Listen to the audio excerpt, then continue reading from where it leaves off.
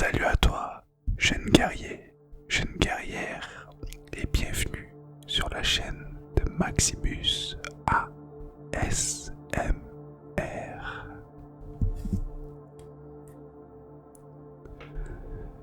Alors aujourd'hui c'est une vidéo pas comme les autres, parce qu'en fait ça va être une sorte de journal de bord, où je vais faire une sorte de récap d'un peu de là où j'en suis. Dans ma vie, ce sera beaucoup de blabla. Alors, peut-être que toi, ça t'intéresse le blabla, peut-être pas. Et en fait, c'est juste que j'ai envie que cette série de vidéos, du journal de bord, me serve un peu de... J'ai plus le terme. J'adore ça quand j'ai des trous. Ouais, ben en fait, un peu de journal intime pour savoir un peu où j'en suis. Et de voir mon évolution au fur et à mesure des vidéos. Que ce soit au niveau du montage, bon, de la vidéo, bon, ça, de base. Mais aussi un peu de là où j'en suis dans ma vie. Et voilà. Évidemment, ce sera pas écrit comme la plupart de mes vidéos, vu qu'à chaque fois je lance la vidéo, enfin la caméra, et qu'après je me dis allez, let's go. En tout cas, j'espère que toi tu vas bien et que tu te détends. Voilà à peu près 3 semaines, je crois, 3 semaines ou 4 que je publie une vidéo par semaine. Et en fait, la chaîne elle a très mal démarré. Tiens, je crois que cette vidéo sera les coulisses de la chaîne. Il faut savoir qu'en fait, moi j'ai démarré la chaîne YouTube parce que je voulais faire de la ASMR depuis un petit moment. Je crois que je l'avais expliqué dans la vidéo de présentation. Mais en fait, ce dont je n'avais pas parlé, c'est que pendant le temps de réflexion, j'ai beaucoup communiqué avec Gemini pour justement essayer de mettre en point une stratégie, on va dire. J'ai commencé par faire des miniatures avec l'intelligence artificielle. Et c'est vrai que c'était beaucoup trop parfait. Et en fait, quand j'ai publié ma première vidéo, j'ai fait 0 vues. Alors ce qu'il faut savoir, c'est que, en fait, je sais que sur YouTube présente ta vidéo à quelques personnes. Et en fait, après, il faut aussi continuer à la partager par rapport au taux de clic et au taux de rétention. Et en fait, en fonction des thèmes que tu abordes, si tu partages les vidéos à tes potes et que, par exemple, ne regardent pas d'ASMR, en fait, tu ruines un peu le départ de ta chaîne. Donc là, j'en ai parlé à personne, enfin, à part un ami. Et je lui ai pas dit le nom de la chaîne. Mais je lui ai dit que s'il a trouvé de pas regarder, de pas s'abonner pour donner de la force. Et il a trouvé la chaîne. Et d'ailleurs, on en a un peu rigolé tout à l'heure en parlant de ça. Et là, tout doucement, en fait, la chaîne grandit. On est maintenant 7. Vous êtes 7 abonnés au moment où je tourne la vidéo. 8 avec moi, le général Maximus. Et c'est vrai que quand j'avais commencé cette chaîne, je voulais absolument que les gens qui me suivent aient envie de progresser avec moi. Que ce soit en mode où on évolue en s'abonnant à la chaîne et par rapport au projet, je voulais encourager les personnes à être actifs. peut-être à faire du sport ou trouver un projet à côté de leur travail ou que sais-je. Et c'est vrai que pour moi dans ma tête le concept était cool, mais je me rends compte qu'en fait je me suis rendu compte que les gens ce qu'ils cherchaient dans la SMR c'était de la détente et pas forcément un général qui est là pour leur dire on va bosser, on va charbonner, on va continuer à tout péter. Et en fait, prendre conscience de ça, ça m'a fait énormément de bien. Et j'avoue que ce que j'aime bien avec cette chaîne YouTube, c'est que je ne me mets, mais alors pas du tout la pression. J'ai juste envie de prendre du plaisir. Que ce soit pour découvrir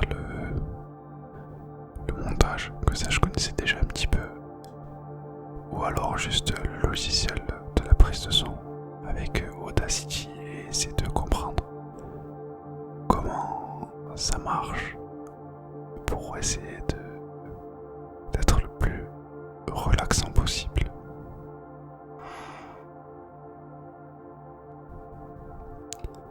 Je me rends compte que là actuellement, face à cette caméra, dans mon 25 mètres carrés, je me sens bien. Je crois que la voisine et le voisin sont en train de se disputer et ils font un peu de bruit. C'est un peu perturbant de vouloir faire une vidéo de relaxation dans ces conditions, surtout en voulant exprimer le plus authentiquement possible en étant pleinement dans le présent.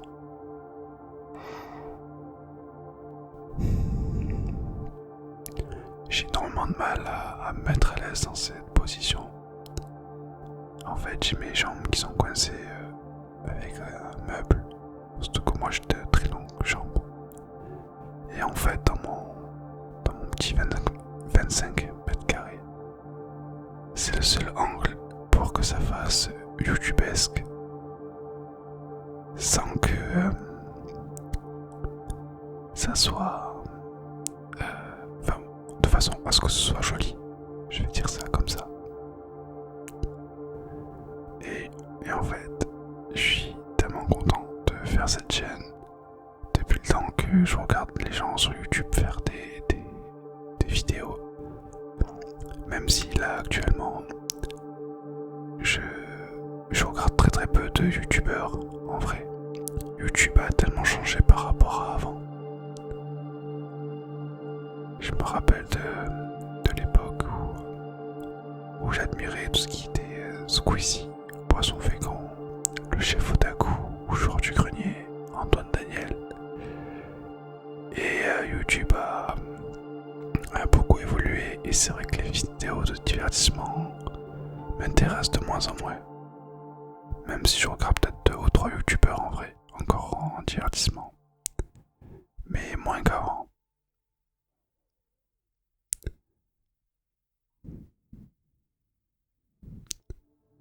J'ai l'impression que je m'éloigne du sujet comme à chaque fois. À la base c'était juste une vidéo pour faire un récap de là où j'en suis pour faire le point. Mais je constate que quand je suis connecté au présent, c'est pas du tout ce qui me vient. J'ai peut-être pas forcément envie de parler du travail.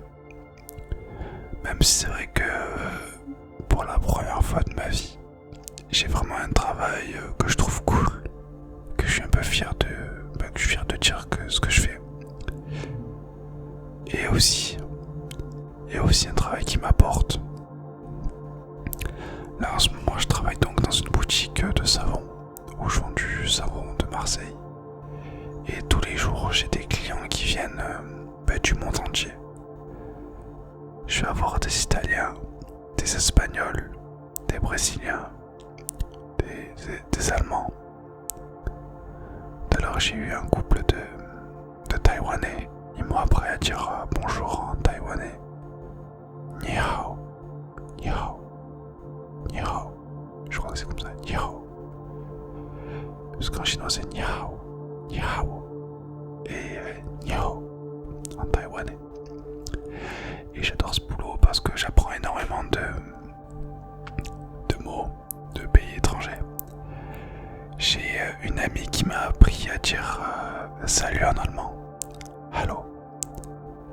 Et en fait c'est bizarre parce que genre à chaque fois que j'ai un client allemand qui est un peu sympa, bah, il prend toujours 2 minutes pour m'apprendre à dire un mot en fait. La première fois c'était une cliente, elle m'a appris à dire merci. En fait en gros je l'ai renseigné et d'abord je lui avais dit, je lui ai salué en disant allô. Et je lui explique le savon. Et une fois que je termine, elle me fait danke. Elle me dit thank you in Germany. Danke. Et c'est comme ça que j'ai appris à dire danke, qui veut dire merci. Après la fois suivante, j'ai eu un autre client qui lui, au moment de me dire goodbye, m'a dit goodbye. Après il me fait auf Wiedersehen, goodbye. Et j'ai retenu. Des fois je prends quelques temps pour faire répéter à mes clients certains mots pour justement pouvoir les apprendre. Et ce que j'aime bien de faire ça dans ces conditions, c'est qu'en fait j'attache du coup un souvenir à ce mot. Et donc c'est beaucoup plus simple pour retenir. Et j'aimerais bien aujourd'hui, alors déjà pour créer un maximum de liens avec mes clients lorsqu'ils arrivent au magasin, savoir dire bonjour, merci, au revoir, s'il vous plaît, en portugais, voire en portugais, en allemand, espagnol. Bon, espagnol, je pense ça va. En fait, j'ai fait 2 ans d'espagnol au collège, donc ça remonte à 15 ans maintenant. Et en fait, j'ai tout oublié. J'ai quelques mots qui me reviennent comme el jabali, la naranja, con, vamos. Bon, on a tous le vamos à la playa, vamos à la playa. Bref. Espada aussi. Merci, Bleach. Et c'est tout. Et j'ai appris quelques mots du coup lorsque je présente le savon. Jabón, ça veut dire savon. Verde pour vert. Blanco pour le blanc. La ropa pour les vêtements. Et là j'ai appris lavar pour laver. Bref, j'apprends quelques mots par un peu tous les jours. Et ça j'aime bien. J'aime bien. Et une fois j'avais une discussion avec un ami. En fait on disait qu'on regardait des vidéos, on était tombé sur une vidéo d'un pick-up artiste qui en fait avait apporté une étrangère. Et en fait le gars, on voyait qu'il savait parler plusieurs langues. Et on se disait en fait que c'était un truc de fou parce que si tu parles 4-5 langues et t'as juste les bases, juste le bonjour, merci, au revoir, s'il vous plaît, l'addition, ce genre de trucs, tu passes pour quelqu'un de super stylé en fait parce que tu parles plusieurs langues alors qu'en fait, techniquement c'est que du bullshit, c'est que du fake. Et en fait aujourd'hui, j'ai ressenti ça pour la première fois parce que les gens à la caisse ils m'entendent parler espagnol, italien espagnol, italien, anglais, français. Et pour eux je parle plusieurs langues. Or que techniquement je parle un peu anglais. Je suis incapable en anglais, par exemple de parler au passé ou au futur. Je ne connais que le présent et je manque énormément de vocabulaire. Là je suis en train d'apprendre l'italien, mais je suis incapable de faire une phrase complète. En fait je sais faire des phrases complètes, mais pour dire des trucs inutiles, comme par exemple ho bisogno di una pizza. Par exemple, ça veut dire j'ai besoin d'une pizza. Ça veut strictement rien dire. Ou alors dove la piazza? Où est la place? Ça servira à rien, mais je sais le dire. Yo ho una sorella. J'ai une sœur. Moi, je sais vraiment faire des phrases basiques. C'est pas non plus incroyable. Mais comme lorsque je présente le savon, je parle de façon tellement fluide que pour les gens je maîtrise l'italien, alors qu'en fait pas du tout. Mais à force de répéter la même phrase tous les jours, en fait ça rentre. Et je connais même pas mon verbe être et avoir au présent de l'indicatif en italien. Et là en fait je dois les connaître pour demain. En fait je prends 1 heure par semaine depuis 3 semaines maintenant. Donc là demain j'attaque mon 3e cours d'italien. J'essaie de faire 1 cours par semaine.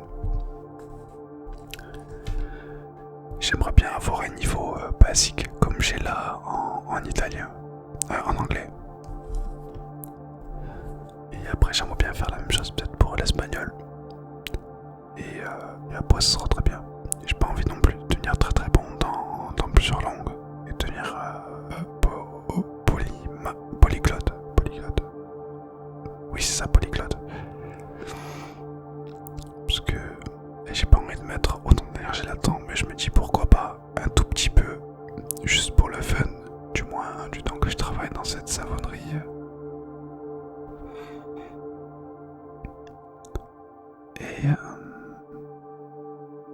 Et c'est vrai qu'au début, lorsque je suis arrivé dans ce magasin, c'était vraiment très très dur. Mais je suis bien content de m'être accroché. Et aujourd'hui, ça a payé. Parce que maintenant, ça fait 2 mois que je suis là. Je vois mes progrès en langue. Et c'est vrai qu'au travail, on me reproche d'être lent. Mais comme moi, d'un côté, je suis là juste pour mes skills sociaux. Apprendre la langue et créer du lien avec les gens pour mieux vendre. En fait, d'un côté, comme me reproche d'être lent pour l'instant, c'est pas ma priorité de travailler, d'être plus rapide. C'est vrai que je suis quelqu'un de très chill et j'aime bien me prendre le temps de faire les choses pour les faire bien. On arrive à peu près à 18 minutes de vidéo. J'ai plus vraiment grand chose à dire en fait. Là je suis un peu fatigué de ma journée de travail. Là je suis content dès demain d'être de repos. C'est que je vais pouvoir prendre du temps du coup pour écrire. Parce qu'en fait là j'ai décidé de reprendre une ancienne chaîne YouTube aussi en parallèle de celle-là. Où je fais une chaîne sur le dessin de bande dessinée.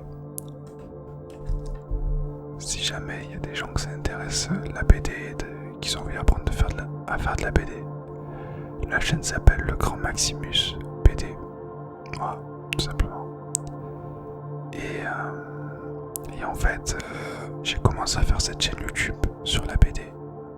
Et en fait, au bout de 3 ou 4 vidéos, j'ai arrêté parce qu'en fait, ça me plaisait pas. Et parce que j'étais à ce moment-là dans une période de stand-up. Et en fait, j'avais pas l'énergie pour faire de l'écriture de stand-up et l'écriture de la chaîne YouTube. Et en fait, quand j'ai lâché la chaîne YouTube, j'étais à 47 abonnés. Et en fait, là, on est à 69 abonnés. Donc la chaîne continue à grandir et à prendre des abonnés. Alors que je n'ai plus rien publié depuis 4 mois maintenant. Et là, je me tâte à reprendre. Donc demain, comme je suis de repos, je vais en fait prendre le temps pour écrire 3 vidéos de tuto pour cette chaîne de dessin. Et l'après-midi, ce sera administratif. Voilà la vie d'adulte. Je pense qu'on va s'arrêter là pour cette vidéo de blabla. Là, je vais finir ma journée en prenant une douche pour me détendre bien chaude. Et après, je vais aller dans mon lit et je vais lire Spider-Man. En ce moment, je suis dans ma période où je lis les premiers tomes de Spider-Man, les intégrales. Je suis en train de les choper.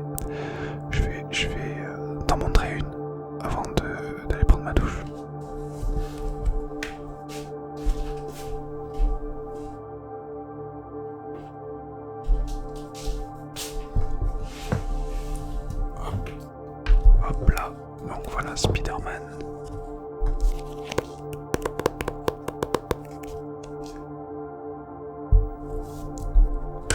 Donc c'est l'intégrale de 1965. En fait, il faut savoir que Stan Lee, l'auteur de Spider-Man, a écrit les premières histoires en 62. Et en fait, elles sont pas terribles, les histoires. Mais j'aime bien quand même les lire. Parce que Spider-Man, c'était quand même mon premier super-héros dont j'ai suivi les aventures sur TF1 en 97. 97 je crois. 96, 97. Enfin bref, j'adore Spider-Man. Et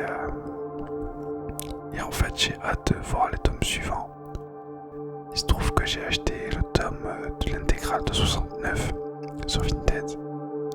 Et en fait, juste en voyant le dessin, j'ai vu l'évolution, j'ai vu l'évolution du storyboard ou